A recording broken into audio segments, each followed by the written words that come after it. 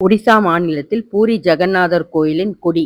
அதன் பின்னணியில் இருக்கும் உண்மை. ஒரு நாள் அந்த கொடி மாத்தலன்னா 18 வருஷங்கள் கோயில் கதவு திறக்கப்படாது. இதன் பின்னணி என்ன? இந்த கோவிலை பத்தின உண்மையான சம்பவங்கள், அங்க நடக்கிற எல்லாத்தையுமே அங்க ஒரு ப்ரீஸ்ட் எங்களுக்கு தெரிஞ்ச ஒருத்தர் ரெக்கமெண்ட் பண்ணாரு. ரொம்ப அழகா அந்த பூரிய பத்தின 3 மணி நேரம் கதை சொன்னார் அந்த கோவிலை பத்தி. கேட்க கேட்க கேட்க அந்த மைண்ட் ஃபுல்லாவே எனக்கு வீட்டுக்கு வந்தப்புறம் கூட அந்த நினைவாவே இருந்தது. எவ்வளோ ஃபால்ஸ் வெளில போகுது. பட் அங்க இருக்கிற தெரிஞ்சுக்கிட்ட விஷயம். பட் என்னால ஒரு 10% தான் அவர் சொன்னதுல சொல்ல முடியும். அவர் ஒரு இஸ்கான் டிவோட்டி. எந்த ஒரு இதுவும் இல்லாம அந்த கோயிலை பத்தி சொன்னாரு. இது நீங்க பார்த்தாலே தெரியும். ஒரு 5 பேர் இத கொடி மாத்துறதுக்கு போறாங்க. ஃபர்ஸ்ட் ஒரு 3 பேர் ஏறுவாங்க. நான் மிச்ச கதைகள் அப்படி சொல்லிட்டே வரேன்.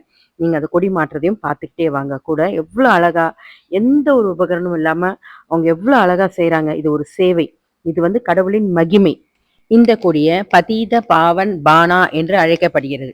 இது 800 ஆண்டுகளுக்கு மேலான ஆன்மீக வரலாறு. தரையிலிருந்து சுமார் 240 அடி உயரத்தில் பறக்கும் இந்த புனித கொடியை மாற்றும் சடங்கு கடந்த பல நூற்றாண்டுகளாக ஒரு நாள் கூட தடைப்படாமல் இன்று வரை தொடர்ந்து நடந்து வருகிறது. கடுமையான புயல், இடி, மின்னல் அல்லது பெருமழை போன்ற எந்தவித இயற்கை சீற்றமும் இந்த சடங்கை நிறுத்த முடியாது.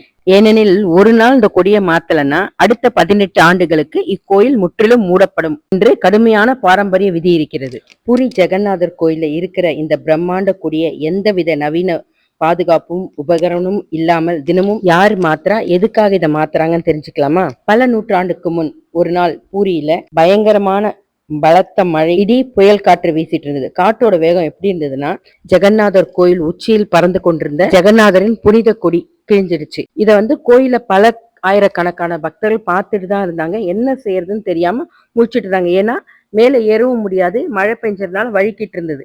அந்த சமயத்தில் ஒரு பக்தர், பாண்டா இனத்தை சேர்ந்தவர், கையில கொடியை வச்சுட்டு யாரோட சம்மதத்துக்கும் எதிர்பார்க்காம அந்த ஏற ஆரம்பிச்சிட்டார். கால் வழுக்கிறதையும் யோசிக்காம ஜெகநாதா ஜெகநாதா சாமி பேரை சொல்லி மேல எழுதி ஆல்மோஸ்ட் உச்சி அடையிற போற டைம்ல கால் வலிக்கு கீழே விழ போறாரு. பக்தர்கள் எல்லாம் அவர் கீழே விழுந்துடதான் போறாருன்னு நினைச்சிட்டு இருக்கிற டைம்ல வானத்திலிருந்து ஒரு தெய்வீக கை தோன்றுனா சொல்லப்படுது. அந்த கை அவர் கீழே விழுறதுக்கு முன்னாடியே தாங்கி பிடிச்சிருச்சு. அந்த சேவகர் நிமிர்ந்து பார்க்கும்போது ஜெகநாதர் அவர் கண்ணுக்கு தெரிஞ்சாரு.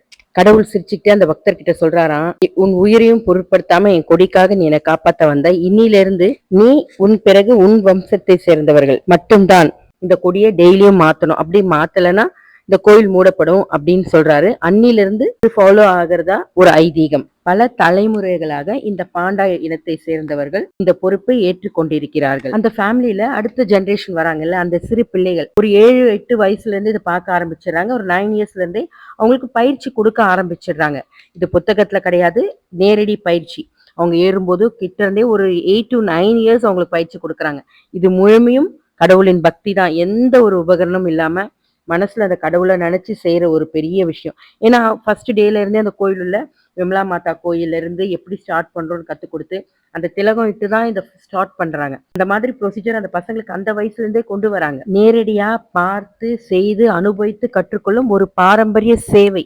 டெய்லியுமே 5 மணிக்கு இந்த ரிச்சுவல் ஸ்டார்ட் ஆயிடுது. 5ல இருந்து 6 மணி ஆயிடுது. நியர்லி 45 மினிட்ஸ்ல இருந்து 1 hour கிட்ட ஆகுது.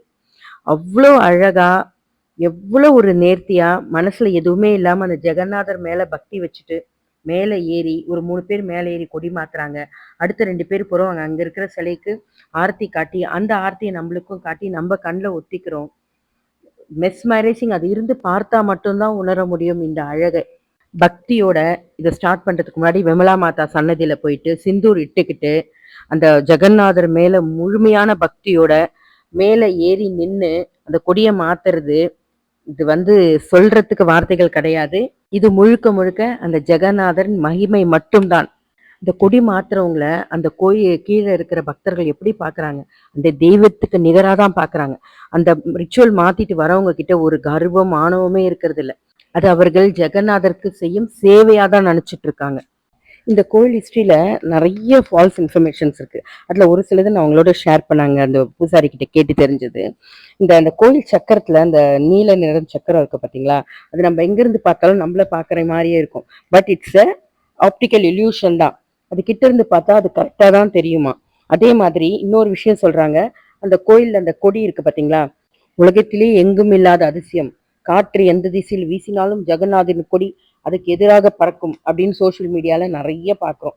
ஆனா அந்த மாதிரி எல்லாம் கிடையாதாங்க. காற்று ஒரு திசையில் வரும்போது அந்த உயரமான கட்டிடத்தை தாக்கி அதன் ஓட்டம் மாறி கீழே நிற்கும் இடத்தில் வேறு திசையிலிருந்து காற்று வருவது போல் நமக்கு தோன்றுமா. கொடி உண்மையிலே காற்றுக்கு எதிராக பறக்குதுன்னு சொல்றதெல்லாம் அறிவியல் முடிவுக்கு அல்லாத ஒன்று.